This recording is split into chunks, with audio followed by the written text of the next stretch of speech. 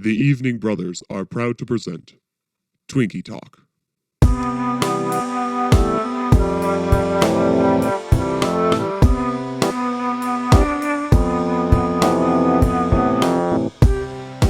Welcome to Twinkie Talk, everybody. This one is my episode, so I can say that. I am It is. Brother John. And I'm Brother Lincoln. I'm Brother Preston. This is our cinematic punishment for you, from us. Sincerely, the Evening each other. Brothers. By white men, for everybody. For white men, probably, if we're being honest. For FOUR. That's probably the size Yeah. of our current audience. The three of us and someone else who might like this podcast. One other guy. There we go. One other white man has listened to our podcast. We love you, Greg, or Kevin, or, I don't know, Terrence. Terrence. Well, I mean, we might as well just jump right in. We made you guys watch The Pacifier. Yeah, you made us watch the, 2005? Yeah. Grateful that it's 2005. Vin Diesel flick, The Pacifier. Second Vin Diesel in 7 episodes. In as many weeks. Yeah. Did you, just before we'll dive into like details, but what'd you think of this movie? I had seen it, but I didn't remember that I saw Uh-huh. it. And so there are all these random moments that I would just remember what was about to happen, 100%. but have no clue how I remembered it. Yeah. So these little jokes and stuff that was I could have sworn that I've seen this. So I was experiencing deja vu the whole time. And also I experienced, it is just a joyless movie. There's very little happiness or fun to this movie that is supposed to be so silly. I couldn't disagree more. Unacceptable. There was a duck. There was the Murninator. I don't know what you're talking about. I mean, Preston, you got my back on this one? Oh, no. I thoroughly enjoyed it and thought it was absolutely batshit crazy, ridiculous, Yes. awesome. That's what I'm talking about. Wait, hold on. Before we continue talking about its batshitness, Yeah. we should talk about the fact that this is a family-friendly movie. It certainly is. So, should we consider maybe lowering our own levels so that we can have this podcast be shown to the same audience that The Pacifier was shown to? All right, look, here's what's up. First of all, there is definitely nudity in this movie, as is pointed out by the kids when they say, I told you he had boobs. Second of all, just the wrestling scene alone, I think is not fit for, human eyes, but definitely not children eyes. So I'm going to vote fuck that. Preston? Yes. Know your audience. And I don't think somebody's going to go, hey, family-friendly episode of this podcast that I can gather my whole family around and enjoy this bonding moment with them. So I guess I'm the only one that really wants to expand our market. Seems like it. Clearly, yeah. Once every 6 months or however often we do a not R-rated movie. Little inside baseball. Do you guys ever worry that your grandmas are going to listen to this? No. I kind of worry that prospective employers are going to listen to this. That's fair. Yeah. But also literally 16 total people on the face of this earth have even seen our thumbnail. So And they all I'm were not thinking too about worried. employing you until they heard it. So that's interesting. Well, The Pacifier. We open on a Navy SEAL mission. With no guns. No gun in sight. Why would there be? There's cool combat roles and exciting explosions. No guns. I totally forgot about that. They do have a nice little military march version of When You Wish Upon a Star. And I was like, oh, that's kind of Didn't even cute. pick up on that. That's nice. That's good. That's such a specific thing that you noticed about this movie. You can count on me to notice the musical cues. That's a good point. That's a valid point. Is we are SEALs and this is what we do the mantra of the Navy SEALs? I didn't think it was that, but I also... No, I thought the mantra was, I know that we've been up for 72 hours, but I'm expecting perfection out of you. That could be it. We are introduced to our main character, Vin Diesel. Don't know. It's something Fox. Fox. I did not trouble Fox myself cool, with learning this man's name. Fox Cool Guns man. And he... You could call him Dominic Toretto and it would work 100%. Xander Cage. And or Xander Cage. He does a lot. He does so Xander much Toretto. Xander Cage stuff. Xander Toretto. Dominic Cage. Attorney at law. Take your pick. Call Xander Toretto. Have you been injured? Have you injured someone in a car accident? I'll Have support you injured someone in a car accident? Was it awesome as shit? Was it cool as fuck? Called Xander Toretto.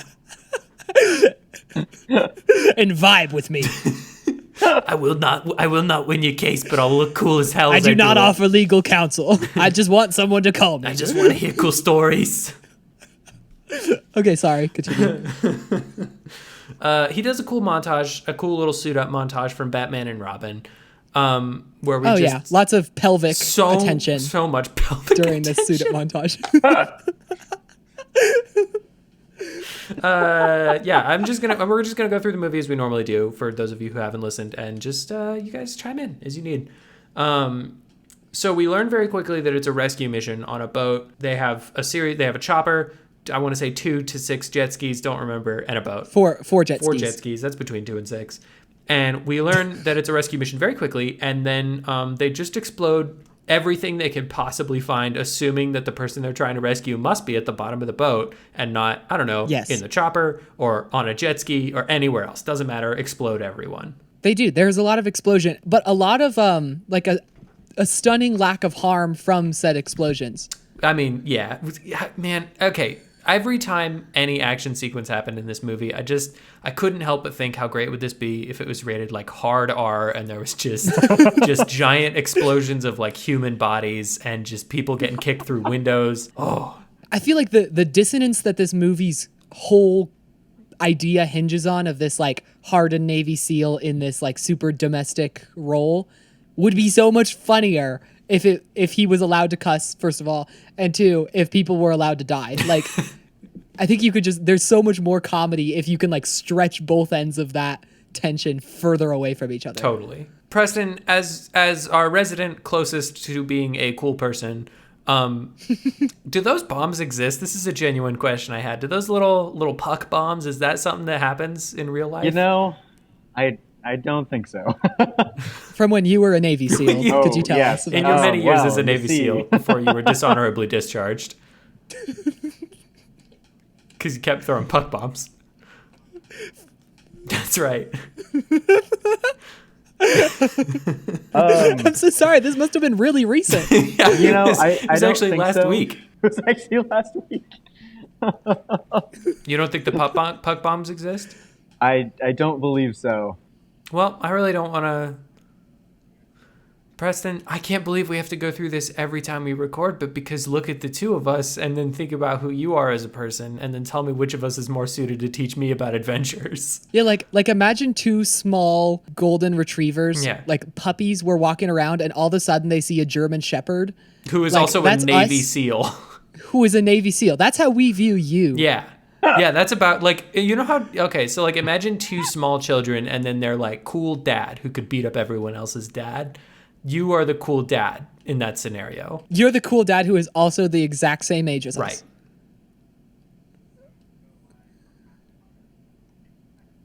You are Vin Diesel, is what I'm saying. In that you are young and beautiful, Am I and you're also Dominic knowledgeable. Cage? I don't know if I like that.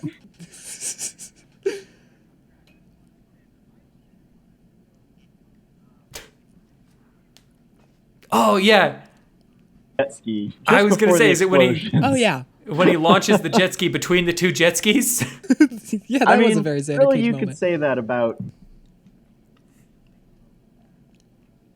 Truth. You could not convince me, and I don't think this is Vin Diesel's fault. You could not convince me that this is not a XXX movie. Because it is. Because we don't see the It back of his definitely- neck. Really could be.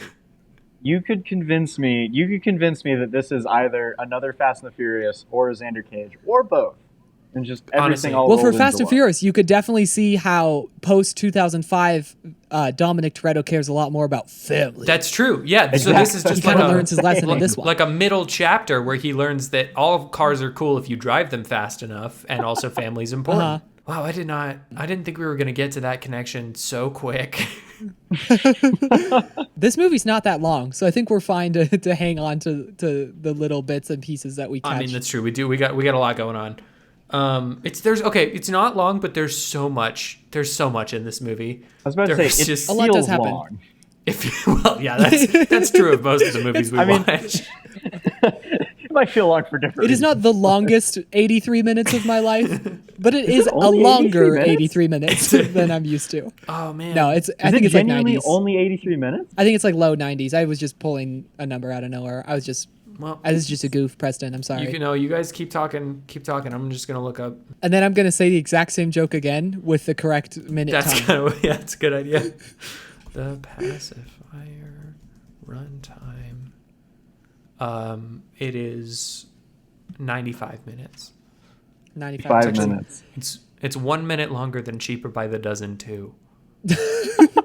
Yeah, this wasn't the longest 95 minutes of my life, but it was among the longer 95 minutes of my life. That was a good clean take, Lincoln. Good job. It really was. Okay. So they attack the boats. yeah, Vincent Diesel, he attacks all the boats. He gets on there. He does a cool combat roll and knocks a guy to the ground. I don't think the choreography is bad in this movie, like the action choreography. I do think No, there's a couple moments that I go like, you got me. That was kind of yeah, fun. a little fun, a little bit. It feels like a Jackie Chan kind of energy a couple of times. But Because there is a Jackie Chan movie with his exact plot. I'm sure that we we're are going to address. We'll get to that, I'm sure. But he, I feel like the choreography is not bad. The editing is quite bad. It's atrociously bad, and yeah, especially in the action. It's very shot for TV. They're very much shooting for coverage and then kind of assembling whatever they have afterwards. 100%, absolutely. Vincent Diesel breaks into the boat. He opens the door. He looks at the guy he's trying to save, the life he's trying to save, and he says, "Gotcha," which to me feels not like the right move. What, you're telling me you don't just pop into a hostage in a terrifying situation and go, "Ha ha, gotcha, bitch." So I guess that, Preston, you bring up a very good point, because that is the first time of many that we're going to wish so much that he could cuss. This is true. Yeah. That would have been incredible especially if he put on the what was that, some sort of gremlin voice you were doing? That was very good. Gotcha, bitch. I got you, and I also got all your treasures. Your little dog too. We're going off the rails quite early in this one. I can feel it. Okay. He gets him back to shore. The man. I don't remember that guy's name. I want to address one moment that happens in between those two things. There's something in between those two things? Because he says, "My way, no highway option." Oh, yeah, sure. And you can tell the way that it treats it, you can tell this is going to be a phrase that happens. But I love, he says "my way." So he sounds like he's going to make him do like a crazy thing. And we're going to see him do a crazy leap of faith onto a helicopter or a jet ski or something. But the next shot is them just landing in a helicopter. So it's just... Did Vin Diesel have to really go, "My way, no highway option"? Couldn't he have just said "We're going to get in a helicopter and leave"? I mean, we don't know his past. It's possible that he had a lot of trust issues that stem from places where he was like, "We should go to McDonald's," and they're like, "What do you mean, on scooters?" And he was like, "No, in a car. I'd like to do it in a car." And they're like, "No, run to McDonald's." And then he was sad. So maybe he's gone through a lot of therapy. Oh, I see. So he's like, "I need to establish early and often that I have a vision for how this is going to get done." Yeah, and I don't care if you find it logical. Probably you will, but sometimes people don't. And anyway, I wanted my McNuggets. Get in this helicopter, please. please get in the helicopter, please.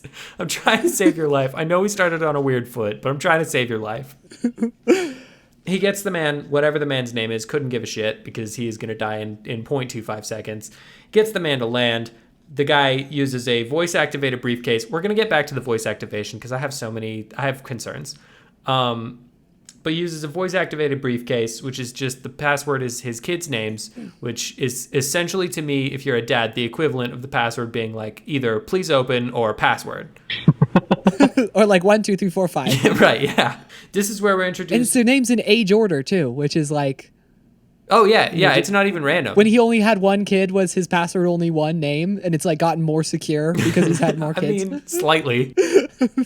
Also, does he change his? That's the question. Like, if he has another kid, I mean, he can't now because he got shot directly in the noggin. But like, if he has more kids, I don't think you see him get shot in the head. What? I think you just hear a gunshot. You do not see him get shot in the head. yet again, a situation where the movie would be improved by being rated a different rating. We get the Wanted thing where the bullet goes through his head and then back through his head, and you see where it came from. Turns out James McAvoy killed him. This is me taking control of my destiny. Preston, your impressions are on point. Spot on. This podcast. Yeah. Thank you very much. What happens? What's the next? Oh yeah, okay, so Vincent D'Onofrio wakes up in the hospital bed, and he... I thought you were about to say Vincent Diesel. It is Vincent Diesel. He wakes up in a hospital bed, and this is where we learn about the MacGuffin of our movie, the Ghost, which is a device that scrambles launch codes, I'm pretty sure. Yes. Which is I understand that this is a children's movie for children, but like, what a weird thing for everyone to want really bad.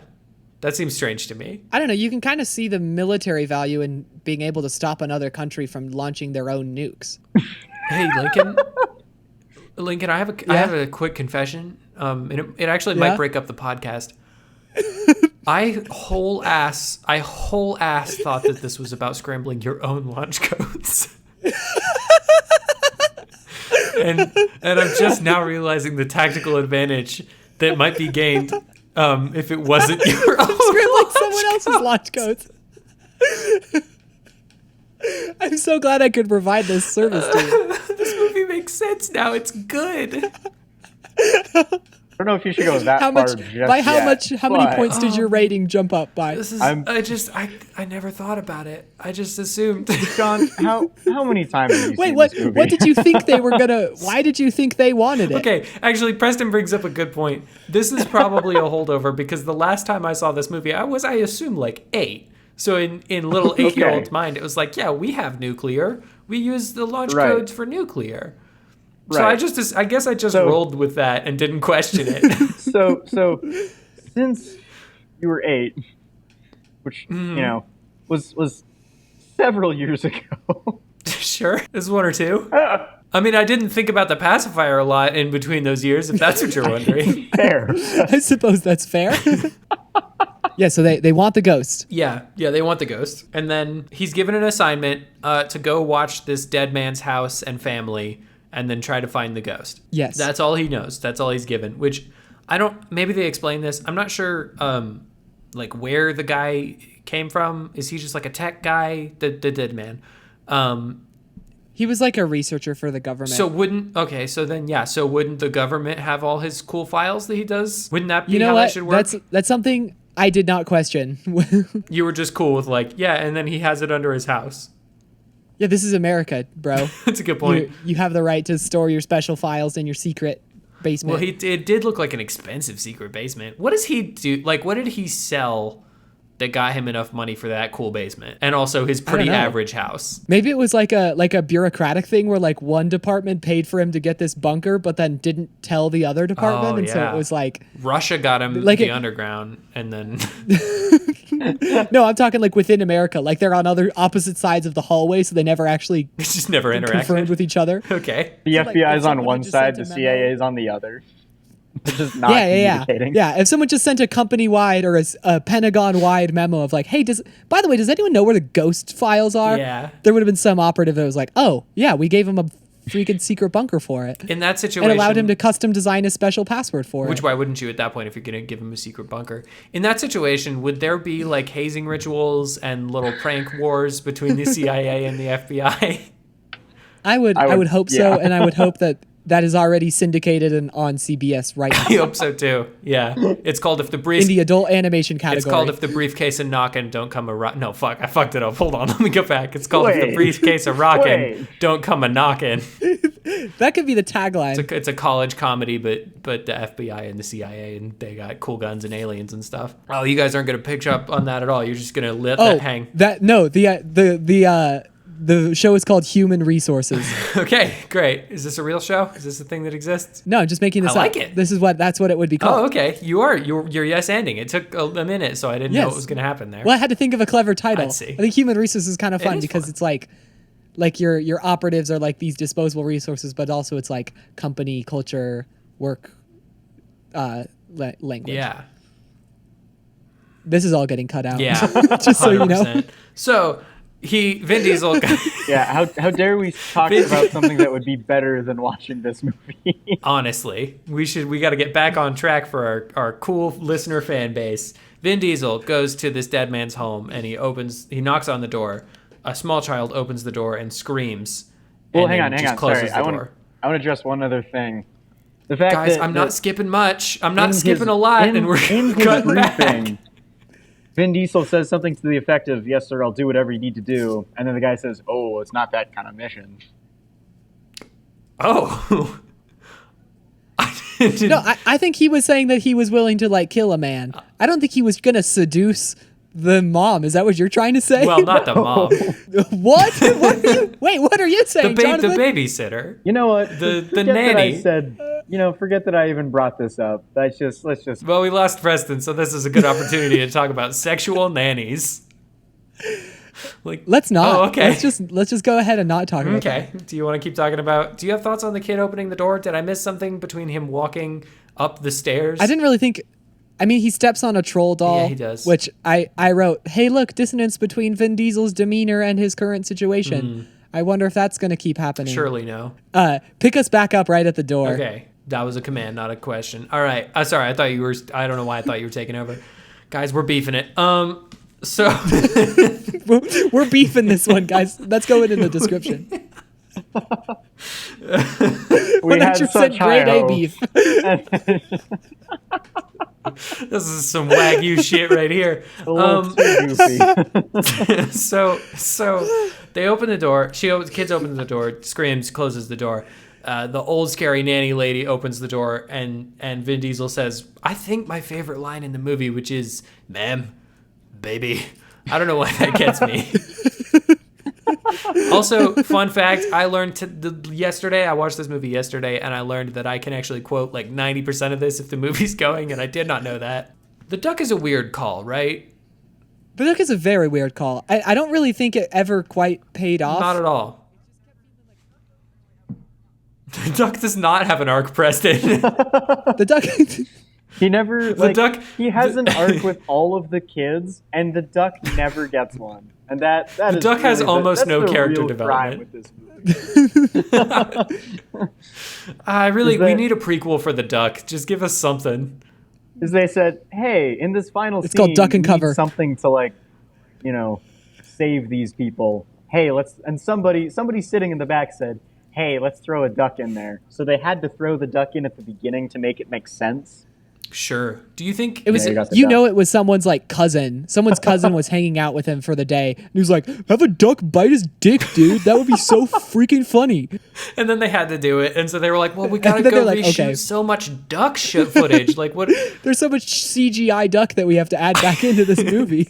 That is one thing I appreciate about the duck. I'm pretty sure real duck the whole time, right? It's a bunch of different ducks for Well, sure. okay, Act it out. that's right. All its speaking lines got You're cut right. because it didn't sound human. Because it sounded great in the reading. Yeah. In the cold reading, it did great. But then once he was in front of a camera, it was just He just totally got different. really camera shy, that duck. So he just everything came out like, "Hey man, I don't know if you want to do this," and we just didn't like that energy. We wanted the duck to Yeah, kind of sound yeah. like Dwayne Johnson, and so Yeah. you win some, you lose some. For the Pacifier 2, they actually got Dwayne Johnson to voice the duck. So There is a world where there is a Pacifier too, and it's just Dwayne Johnson, right? Like that, yeah. because he I did. mean, if not how literally, many Tooth Fairy there's definitely movies? a spiritual version of that. Yeah, I mean, He did several. He did 2 or 3. Yeah, he also did Game Plan, which you're right is essentially this movie. Also did a really terrible Fast and the Furious movie. Preston, I don't know if It's all connecting. Preston, I don't think that was a cool thing to say, Preston. That movie's incredible. Preston, I will fight you to the death. Well, Take it it's back. incredible in how terrible it is. Take it back. It's the best movie. It's the best film. It's not the best. It's pretty funny, but it's not the best. All right. Guys, we are literally 15 minutes into this 95-minute movie. So we're right on track. This podcast is going to be longer than it would have taken to just watch but the Lincoln, movie. we've already dived into such important topics as the duck. Yeah. Does the duck have a name? It's Gary, right? Gary the duck. Yes, I made a note because I wrote a note. It goes, was that Ashley Tisdale?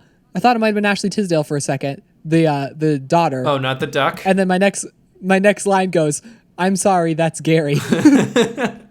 That's good. What happens? Oh, okay. Well, I guess we're just not past the door yet because I want to say another thing that Vin Diesel says, which is my least favorite line because he sounds like a robot man. He goes, "You have a pleasant family." Who? He does. He says it very what is it? Like perfunctory.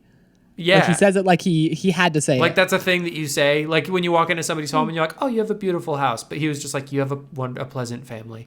You got his flashcards, Family is Ma'am. satisfactory. baby. Baby. Pleasant You family. have a pleasant family. What follows is a 2000s montage, just the essentials of a 2000s montage, which is That's what I literally have 2000 montage written in my notes. because it's gotta be. You gotta have average, everyday, ordinary superhero, and also that's kind of all you need to have the perfect 2000s montage. Yeah, it's just got to be a kind of bad pop punk song. That's all you need. It's beautiful. Okay, then the mom leaves. She dips, which is a cool thing to do, right when your kid's dad dies. And right when your household is under imminent danger from assassins and nation states. Yeah, a thing you know for sure. And then you're just like, anyway, I'm gonna go to Sweden for a while. Wonderful. Yeah. It's cool parenting. A bunch of family chaos. No idea what it is. I just wrote the words family chaos. There's like a bunch of red herrings. There's like he almost beats up a young boy who's here to see the daughter. Oh, I don't know yeah. anyone's name in this movie. Yeah, Zoe. The daughter's name is Zoe. Zoe, yeah. And he just Yeah, he absolutely almost- bodies the shit out of Scott, her boyfriend. Yes. Yes, Scott. Yeah, that was good. I liked that. Thank you. I liked that quite a bit. Dare I say it? Another fight that would have been greatly improved by an R rating. Oh, absolutely. If he just like pulls him off the little terrace and he lands on top of a statue and it just pokes through his head, be incredible. All right. I'm Sure. thinking he gets punched and he bleeds out his mouth. He goes, "What the fuck, man? What are you doing?" Oh, that's good. And then he gets hit by a bus. Oh, okay. The line "personal bubble invasion" is said. Yes, I have that written down as Great. well. Watch out, personal bubble invasion. I'm gonna use that more often. Yeah, but in her voice. Do you like personal bubble invasion? Personal bubble invasion. John, will you please talk like that for the rest of the episode? Absolutely not. No, please Quite don't. Unquestionably no. Wait, right before personal bubble invasion, Yeah. when he speaks perfect Mandarin to the couple across the street, Yeah. and they go, "We speak English, buddy." It got me. That was I was like, good. okay, that was actually a pretty good joke. That was funny. Yeah, that was a good time. That was a nice little subversion of expectation. We all enjoy casual racism. Yeah. Well, you enjoy when you're worried it's gonna be casual racism, and then turns out it's the racism. It's like the joke was that you were worried it was gonna be racism. That is true. Actually, there was like a tense moment right in there where he says that, and you're like, oh, is this gonna be really uncomfortable in 10 years? Like, is this gonna be something we're not allowed to really watch anymore? I'm not sure. It is for different reasons. Similar characters, but different reasons. Similar. The same character. Sorry, the same characters. The same characters, different reasons. Right after she says personal bubble invasion, she tries to kick him directly in the nuts, which I feel like is a weird escalation for that scene. Yeah. Like I don't have anything I don't to add. remember that at all. you don't have to remember it. Imagine a teen trying to kick Vin Diesel in the nuts after he was just like, go to your room. You know what? You're right. That is funny. You know what, Lincoln? Lincoln, if you're not, hey, Preston, you can tune out for a second. I got to talk to Lincoln. Lincoln, if you're not going to have fun, okay, don't do the podcast. All right. Okay. I am having so much fun. You know what, This actually- is so much fun that I'm having I'm right having now. a Lincoln, ton of put the- fun. John's having a Put ton down the of fun. flashcards. I'm having a blast. The two of us are having a blast, and Lincoln's over here. You're doubting that I'm Lincoln- having fun? Like Lincoln, you're not go going to make take my yourself word another for drink it? real quick. Yeah, you need it. Yeah, okay, so he wakes them up in the morning with a whistle at 6 a.m. He gives them Yes. all the kids tracking devices. Red leader, red baby, Yep. red 1, red 2, and maybe red 3. I don't remember how many kids there are. This is where I noted that children probably shouldn't be actors, I don't think. I don't think we should let them do that anymore because it's not good and it doesn't go well usually. I think the little girl who's copying him. Oh, she's blameless. Sorry. I think she does a good job. Yeah, she's wonderful. Wait, in who are this. you blaming in this? The young boy, the Nazi young boy, is definitely to blame for his acting yes. skills. Okay, yeah, he's one of them. Zoe, I would say Peter, the little kid, but not the baby. He's also quite the bad. baby's fine, too. The baby's a baby. Peter's not you know? great. Zoe's like okay. Zoe's in the middle of the pack in terms of acting skills. I would say so, but like the pack is pretty bad. Like it's a bad pack. Yeah, they're all they're not doing great. And then so it's just so we're clear, it goes bottom to top. The little Nazi child. Yeah, he's the worst. Peter. Do we want to put Peter next? Yeah. Then Zoe. Then Zoe. Then baby. Then baby. Then Then Vin Diesel. That's a bold move, putting baby then below Vin Lulu. Diesel. Baby Vin Diesel Lulu. The kids try exactly one time to home alone the house, and they put a bunch of oil on the stairs. And I was so pumped up for a prank montage, and yeah, there was not a prank they montage. set up the idea that like, oh, this is about to be a thing, and then immediately it's not a thing. Granted, they kind of broke a lady's 'cause they spine killed their a little nanny, bit, accidentally. but yeah.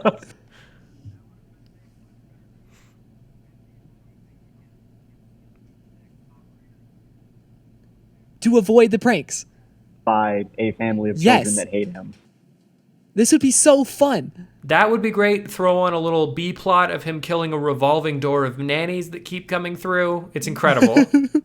One of them's Mary Poppins. One of them's Mary Poppins. She keeps coming back 2 or 3 times. She's hard to kill. Hard to kill that one.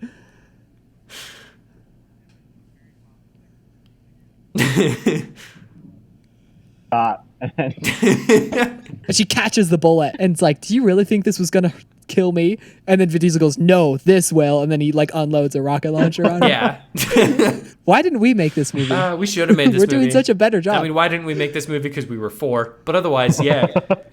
So speaking of trying to kill nannies, she tries to quit and then he full tackles her. He does. I don't know what his end game was there. So- Like was he gonna just like hold her the whole time? Yeah. Like he would just hold her and be like, nanny now. Be a nanny.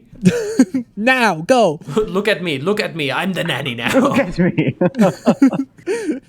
I do feel like it's not a great sign for his future career with the military. That this nanny beats the holy shit out of him. Hey, maybe she was also an operative at some That point. does seem to be a running theme in this, so I buy it. Can we have a subplot where the nanny is a rival spy trying to steal the ghost? No, I want to see like a glamorous 1960s prequel starring the nanny. It's just Like full on old Bond style. Like but her is like a Russian operative. yeah. I'm into that. These aren't mutually exclusive. Preston, No, they're not. I'm into your B plot. Let's do it. Here's what this is. Oh, it has Vin Diesel's his character's dad. Also, who dies. Also played by Vin Diesel Yeah. With a mustache. and a backwards cap. Yeah. Okay. Through some good spy versus spy hijinks with Vin Diesel, but he thinks it's the kids, and she has to keep making them look like it's the kids setting the traps. Oh, that's good. Ah.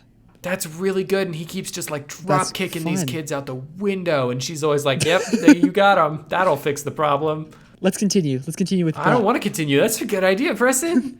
Let's do that instead. All right. The next thing that happens is, Nanny tries to quit. Vin Diesel tackles her. The young girl makes a pass at Vin Diesel, which I thought was a very uncomfortable scene. It was an uncomfortable scene. Vin Terrible. Diesel, his character handled it tastefully, but the writers of this movie did not. No, not at all. But the character nailed it. I don't see I'm not sure. We didn't gain anything. It's not like that was important to her character at any point. No, because every other time you see her expressing affection for him, it's this very fun, like, I'm a little kid who's just looking up to this cool guy. Yeah, it's clearly like it's like- paternal affection. Oh, they try to get the they have to get to the vice principal's office on time. Yes. There's no car chase scene. I really thought there was going to be a car chase scene. I was hoping for one. Oh, Just suit up scene ever. And I feel like Truth. needs to be mentioned. yes. And then my second note is, you can probably guess what this one is. Fast and the Furious. Except Yes. we don't Tokyo see any of minivan. it.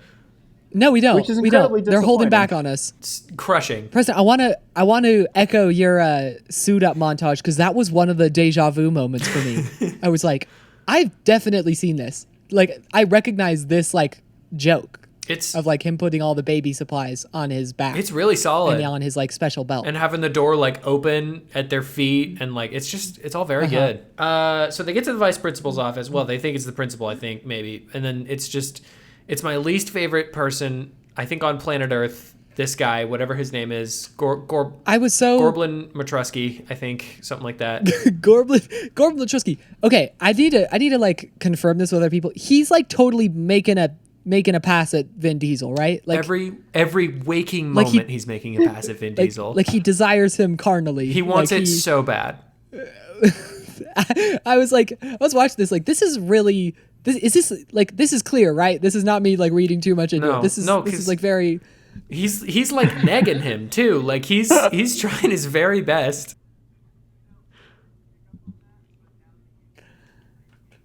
It's there, right? Also, he just tries as much as he can to expose chest hair to Vin Diesel at any given moment, but especially He in does. the match. Yeah, he's a bad guy, right? We hate him as a character. yeah. Okay. He's a bad guy and he's also super into Vin Diesel. Yeah, which is a pretty common Venn diagram, actually. You'd be surprised. My next note is this is a feminist movie because the principal is a nice, cool lady. And I think that's as good as we're going to get in terms of like cool messaging in this particular one. So Yeah, well, they just like shipped Lorelai in from the Gilmore verse to play almost the same character I cannot And, express to you how wrong the audience is for that joke. for you two. Yeah, completely missed. I know you're making a Gilmore Girls reference, but the fact that you did that with such reckless abandon is astounding to me. Hey, I'm trying to not like the other boys myself for this podcast. You're killing it. Yeah, you're doing great. Okay. So then Vin Diesel has some really awkward kind of sexual tension with the principal. Actually, probably less than he had with the vice principal. But some. And Well, that's the whole reason not for that lack the of trying. principal is in the movie. Is they said, hey, this vice principal character it's really too much. We should bring somebody in to like. No. The reason that the Yeah. that the principal's character is in the movie is because the writers decided early on that it would be too weird for him to fall in love with their mom. because guess what? It fucking would be. It would be. It was the right choice, but it was the Absolutely. choice. But you feel it for a minute, right? I don't know if maybe you didn't, but like there was a second where he's like bonding with these kids, and I was like, maybe he could make it work with the mom. Maybe that could happen. I definitely had a Yeah, I'm moment glad they didn't go where with I that. said, wait, is he falling for the mom? And then in the back of my brain, I was like, wait, no, they set up this thing with the vice principal. Hang on. Wait. That's And then I got why they really set it Not up the confused so vice where early. principal. this was going. Not the vice principal. Not the vice principal. No, they did say they set up this tension with the vice principal. They can't. Okay, so we cut from that. He asks if he's allowed to monitor the kids. She says yes because that's a thing a principal would do and say.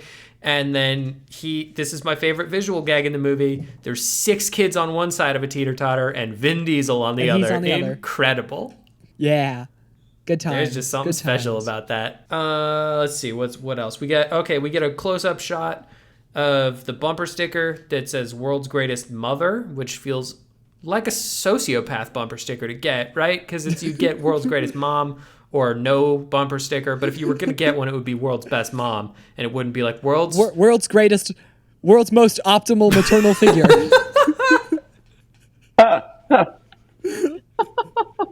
Oh, Lincoln, I really thought we were going to have like because I could sense you doing that joke. I thought we were going to have like a 1-2 kind of back and forth, but you found the perfect one immediately.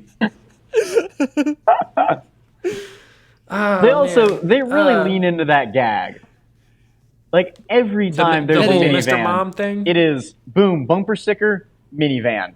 tire squeal. Yeah. Every single time. The problem with that joke is that you can't show the bumper sticker and Vin Diesel at the same time. So it's not like we just have to like count on us like thinking about this dissonance often enough that it lands. That's why, I don't know if you noticed this, but by the end of the movie, he's got it tattooed on the back of his neck, which is pretty cool. It goes, world's XX greatest X mother.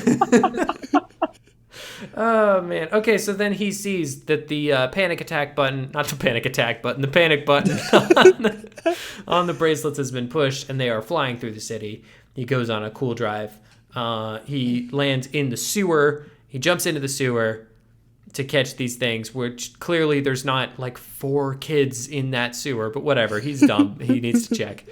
So he goes in there. They've written on a note, the kids, what did they say? Haha, I think, which is like Yeah, the least committal joke you could possibly write on a little piece of paper. He comes home.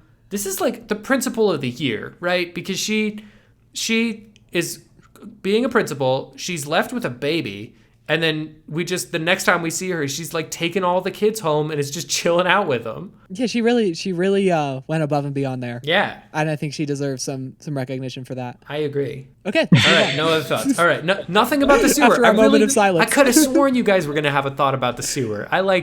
In my mind, I was like, they're going to say some shit about that. Well, it's like, I There's don't know. nothing to say it's about just a it. sewer. All right. Not a lot Diesel happens. dives into a sewer, and then we get a great shot of him walking into a house like, covered in fifth- shit. There you go. There's... Yeah. Thanks, Preston. I feel like I'm dragging you guys through It's one this of many like dumb red herrings that this movie has. That's true. Yeah, okay, that's the other thing is like it's no follow-up on that at any point. Like there's no point where they use the bracelet in a clever way. Yeah, it doesn't pay off. It's never like he checks it and it actually works this time. Yeah. Then we get some Girl Scouts see Vin Diesel naked. Okay, I have thoughts about this because this you have when thoughts you're on. in someone else's house, when you're in someone else's house and you take a shower, why do you... And you're the only adult there?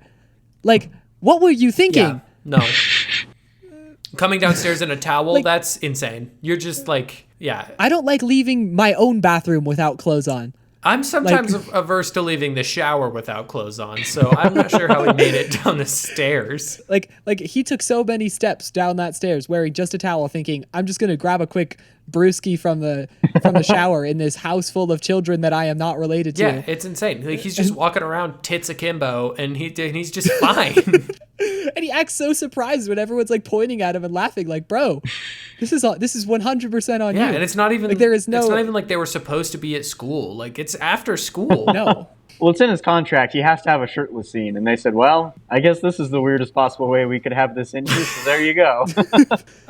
We get another great line. Den mother, you frighten me. And he just looks at her and he goes, good.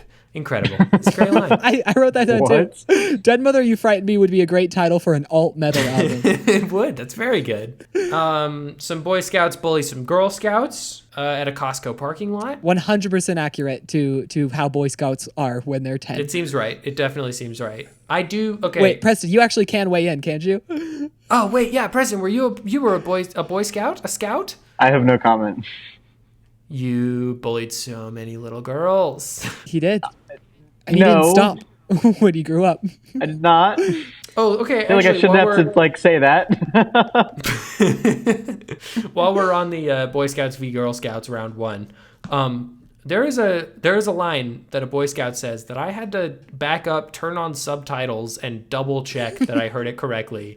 And that line is, "How are we supposed to sell raffle tickets if this place reeks of your skanky cookies?" Is that the line? That's the fucking line, Preston. I would buy 100 boxes of home style skanky cookies. Skanky cookies for sluts. Hey, John. Do you remember, I don't know, 40 minutes ago where Lincoln said, hey, we should maybe make this podcast G-rated for this G-rated movie? And has proceeded to be the only one making this. I do remember. And then, podcast. and then he said skanky cookies for sluts. Don't pretend like either of you would not buy one immediately after seeing I it. would definitely buy one, especially if they had to say it, if they had to be like, do you want the Samoas or the Thin Mints or the skanky cookies for sluts? just to have that box on your pantry would be 100% worth it. Oh, there's like a whole line of these we could do. One of them could be like, Yeah. like eat these, you fat shit, would be incredible. I hate Like everything sugar circles about for a where dumbass this is bitch. ended up. Sugar circles for dumb bitch. I would just like to be on the record that I genuinely hate where this has ended up. Like shithead Sandy's would be good. Would you buy molasses cookies for flighty motherfuckers?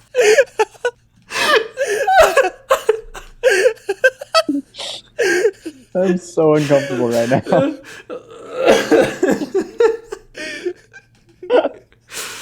Oh man. Oh, thin mints for thick sons of bitches would be good too.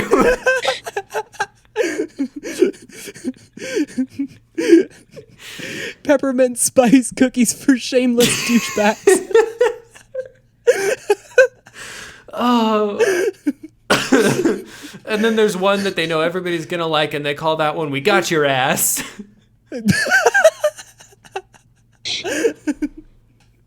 Preston is just so sad now.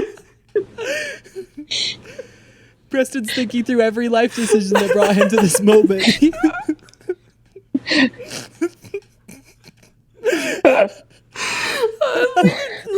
can't cut any of this out. It's so important. No, we can't. This is the best thing we've ever done. I'm crying. Skanky cookies for sluts is how we're gonna retire. Oh, that's our next egg. That's how you're gonna retire, Lincoln. I want no goddamn part of this. Oh man, I'm co-signing. I'll co-sign this. 0. You've already been dishonorably discharged. You have nothing more to lose, Preston. Okay.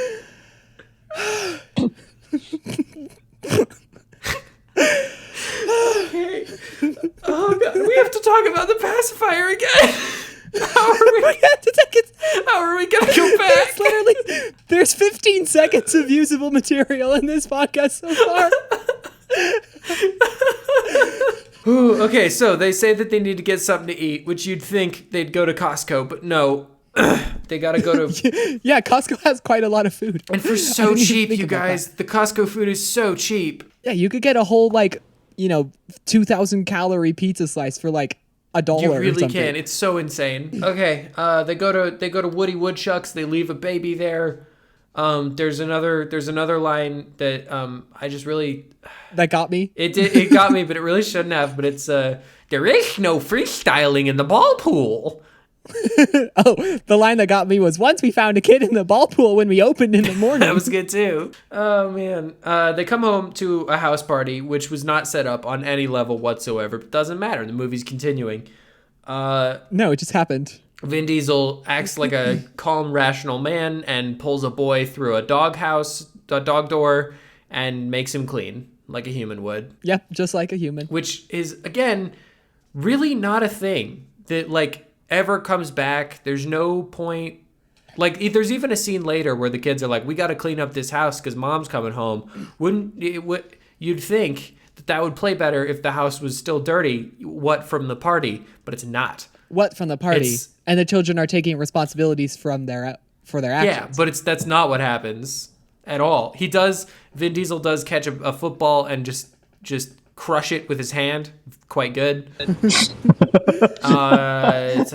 Any thoughts on the party? Anything before I jump into the next most insane thing? No, you're good. You talking about the ninja attack? Yeah, I'm talking about the ninja attack, which, by the way, a little heads up, spoilers-wise, for the future ending of this movie.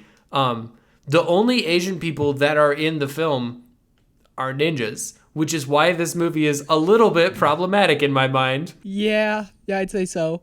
I mean, I'd say it's not a very satisfying reveal when it's your most cynical view on who they thought it could be. Yeah. Is true. You know what would have been a good reveal is the Murninator. That would have been something.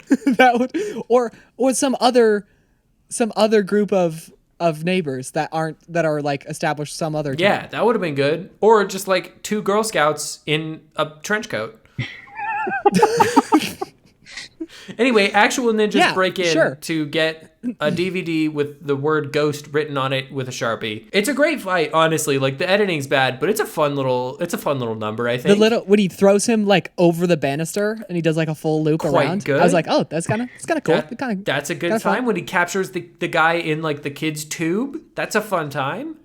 Yeah, that was fun. This is another deja vu moment of like, I definitely have seen 100%. This is definitely like catching the guy in the tube and then like kicking him over. Yeah. Correct me if I'm wrong. Does he not kick a guy like straight through a wall? He kicks a guy through a door. Through a door. Okay, that's what I'm thinking of. That feels like a thing kids couldn't clean up. No, he cleans it up though. They see him walking up to the door with some Oh, tools. I missed that. All right. No, Later on. He just kicks in the door to like yell at the teenager. Yeah, he kicked in the sun. Yeah. But he definitely He didn't but I kick think in they the thought they sun. broke He another kicked in door. the Through some sun's door. dollhouses and banisters and stuff. I mean, he definitely causes some damage. Yeah, it feels like. So that would be, I don't know. But I guess you can always say, hey, Mom, ninjas attacked us, so don't be too mad. I have a note for this scene, and that note is more like a nanja. Because that is the only one-liner that I wanted Vin Diesel to say in the entire movie. And he didn't. It's a shame. It's a sad day. It's a sad world we live in. Preston, I cannot believe that you are on board with more like a nanja, and yet you are not on board with skanky cookies for sluts. TM. Because, I mean, okay, here's why I'm on board with that one you can't... for two reasons. Number one, because Vin Diesel's just robotic, soulless delivery would just absolutely sell that line. Oh, he would have brought it home for sure. It just made me watch Speed Racer, which is a much better movie that I would have rather watched than this. Oh, Speed Racer is quite good. Oh, I haven't seen Speed Racer in such a long time. We might know Preston's next pick. I'm gonna file that one away for later. It's insane that there's ninjas, like God's honest ninjas in this movie, right? Like, yeah, it's true. Yeah, that's they really are ninjas, and they really are here to assassinate you in your home like a ninja. Yeah, like what you would expect a ninja to do. The whole time I thought it was going to be some Halloween prank or something like that. It's full blown like the real truth ninjas. The Pacifier 3, God's honest ninjas. Pacifier 3. The Pacify 3er. Anyway, yeah, thank you. The ninjas escape. The ninjas escape through the window. They play the DVD because they're like, "Wow, this has got to be the thing." Because he said it's called The Thing. It's called Ghost. And gang, it's Patrick Swayze's Ghost, the movie Ghost. Does it really hurt your feelings to know that this man has a bootleg copy of Ghost on a DVD and a CD case on his entertainment system? I don't know if that hurts my feelings more, or that the Lulu, the little kid, goes, "This is the Ghost movie that we have." They really wanted our Ghost movie? Like, a child is watching Ghost? I hope not. I've never seen Ghost. I don't know whether or not it's objectionable. I mean, it's a little objectionable, I feel. All right, well, this is my Gilmore Girls. This is... Kids, the daughter, then we just go back as if they didn't just get attacked by ninjas. We just go back to regular life. And 6 months goes by, apparently. Yeah, we get some driver's ed.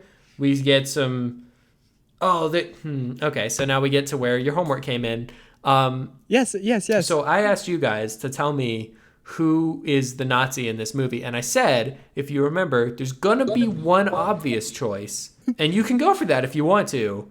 But I have selected two people that I individually think you two will have selected to be the Oh, I remember that. Yeah. Okay. So I want to hear what you think, or you can hear my thoughts. I think you should tell us who you think they are now. Okay.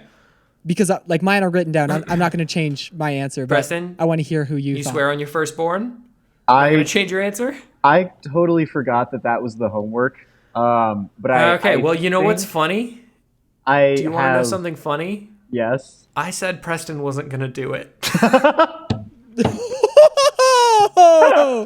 No way.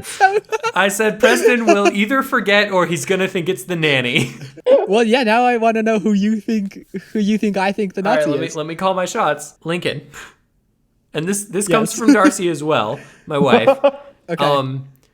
We think that you probably chose Peter. Sorry. No. I did not choose Peter. I was so close. Who was it? Vin Diesel. Vin Diesel the Nazi. You know what? You're right. I never would have guessed that. Well played. Well played. Lincoln, as we get to the revelation that he's in The Sound of Music and is not a practicing Nazi, you have some unique experience in directing some musical shows. Yeah. Would you, two questions. One, if it's a local theater play, would you make your people dye their hair so they look more Nazi-ish? And two, would you then let them just take their Nazi regalia to school? Yeah, so I think I already covered that letting people take any costumes of any kind home is bad practice. And especially bad practice when you have, literal Nazi regalia that is going to be in the show. That's like a very sensitive thing. And like, I actually ran sound for a production of Sound of Music, and it was like a really big deal that all of the stuff from the Nazi costumes didn't go anywhere. That makes sense. Like,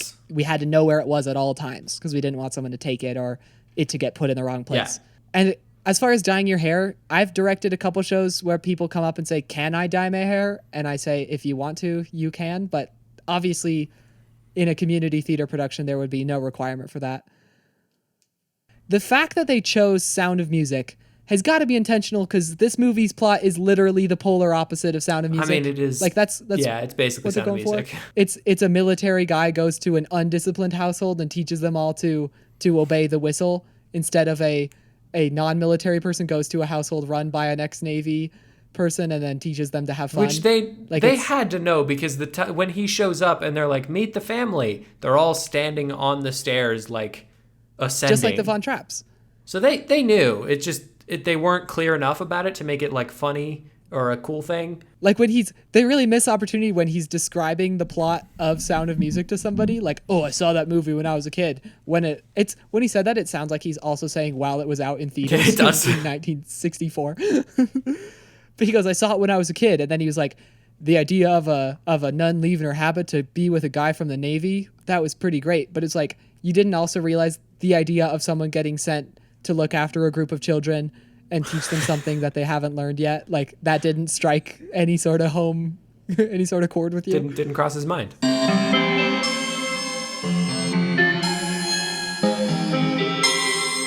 Welcome back, everybody. I was about to say, we lost a little bit of audio, and so this is us re-recording our conversation about the last few minutes of this movie. It's going to be seamless. You don't even need to do that. It's going to be perfect. Oh, I don't even need. No, well, often if it can't be seamless, I'd rather have audio of us saying that that there's a mistake. We'll put this after the credits. It'll be a post credits. You might have noticed. It's the Shyamalan twist. So that was the Pacifier. This movie, the whole like climax of this movie is pretty much nothing as far as I'm concerned. Like, yeah, I mean, there's no like increase of energy or intensity to create this final action piece at all. Like I hesitate to call it an action piece, and I definitely hesitate to call it the best action sequence in the movie because it's for sure not. It's all right. I don't know. Vin Diesel does a cool dance, I guess. There's some pretty mediocre. There's some mediocre CGI. It's such a like. It's like they knew exactly where they wanted to go, and then they just like forgot to write the last 4 pages of the script. So they just ended it where they had it. Yeah, and then they were like, "Oh, I don't know. Like he does a cool. Yeah, it's good. That's good enough. That's fine." And that's where the test audiences were like, "Have the duck bite a dick off. That's what we want. Give the people what they want." We need more stereotypes. Yeah. We needed to be. My racism wasn't confirmed by this movie. We need to be way more racist. Is that something you can do for us? And Disney in 2005 was like, "Yes, we can." Well, of course they can. It's not even a question. It's kind of all they have going for them. I wanted to look up before we get off this real quick, and Lincoln, you're probably gonna have to cut all of this. So that's great. I wanted to know what did Adam Shankman direct? Nice. What else did the illustrious Adam Shankman? Well, he directed Hairspray. Great. And Cheaper by the Dozen 2. The best one. Fight me. I wouldn't even begin to know where to start. A Walk to Remember, a movie that my sister loved and made me cry, so I hated it because I'm a big man with no emotions. Disenchanted, the sequel to Enchanted, the Adam Sandler movie Bedtime Story. No, it's not. I wish it was the title. Yeah, this is all pretty. Bedtime Stories is pretty bad. I was going to pretty say, terrible. if you say good, we're about to make that our next movie. Bedtime Stories is a bad movie. Anyway, thank you for listening to Twinkie Talk. Oh wait, no, Lincoln, hold on, it's your turn. It's your time. I need to do the I homework. was gonna end that episode like a motherfucker. You were. Now you have to end it like a regular fucker. Shoot. Terrible. Our movie for next podcast is to watch the Nope. David I'm gonna Lynch need you to start that one over because that was the most insane way to say that sentence. It really was. It really Our was. movie for the next episode is to watch. All right, try it again. Yes. Okay. The movie we are watching for the next podcast is David Lynch's Dune, which was released in 1984. And your homework is to make a list of all of the crazy things that Princess Irulan says, as a floating head or otherwise. And what we're going to do, Jonathan's giving me a weird face just already hearing that. I've not seen this movie. I'm very excited about that You fact. are in for a treat. This is definitely the biggest day of my life. Now is really my time to shine. Thank you for listening to Thank you for listening to Twinkie Talk. The cinematic punishment from Three White Gentlemen. I have been Brother John. Use it. I'm Brother Preston. Welcome to the Xander Zone. I have been Brother Lincoln. What have you done lately? It's lackluster.